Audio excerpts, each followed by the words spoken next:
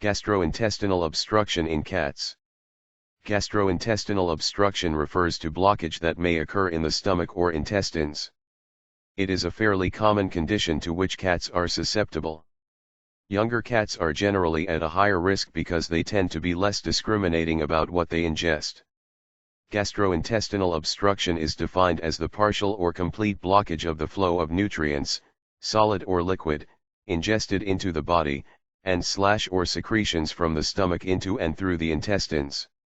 The term gastro refers to the stomach, while intestinal refers to a condition of the intestines. Symptoms and types. Blockage may occur in the stomach or in the intestines. Gastric outflow obstruction results in the accumulation of ingested solids and fluids in the stomach. This can lead to vomiting, a subsequent loss of fluids, including gastric secretions rich in hydrochloric acid, as well as possible dehydration, sluggishness, and weight loss, depending on the severity of the condition. Small intestinal obstruction results in the accumulation of ingested solids and fluids in the intestines by the area of obstruction. Consequent vomiting can result in significant dehydration and electrolyte imbalances, depending on the exact location of the blockage in the intestines. Damage to the protective linings of the intestine and bowel ischemia, in which blood supply to the bowels is restricted, can also potentially result in the presence of toxins in the blood. The primary symptoms that may appear include vomiting, especially after eating, anorexia, weakness, diarrhea, and weight loss. Causes. There are various things that can lead to gastrointestinal obstruction. Gastric outflow obstruction, in which the path of stomach contents is obstructed, can be caused by foreign bodies that have been ingested, a tumor, gastroenteritis, inflammation of the gastrointestinal tract, or pyloric stenosis, which is a condition that causes severe vomiting. Small intestinal obstruction, where the path of the small intestines is in some way obstructed, can be caused by the ingestion of foreign bodies, tumors, hernias, intussusception, a condition in which one portion of the small intestine slides into the next, causing blockage, or mesenteric torsion, which is a particular twisting of the intestines around its mesenteric axis, that is, the connective membrane between the intestines and the abdominal wall.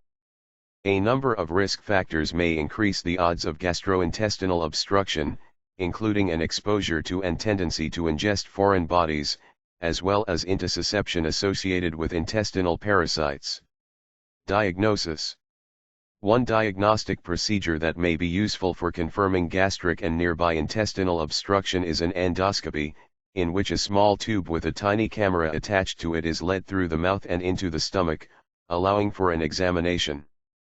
This method can also retrieve biopsies of masses, and even retrieve foreign bodies that may be the source of obstruction.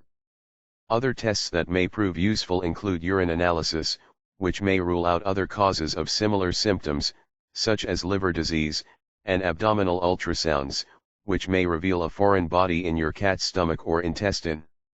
Treatment. Initial diagnosis and treatment will be inpatient.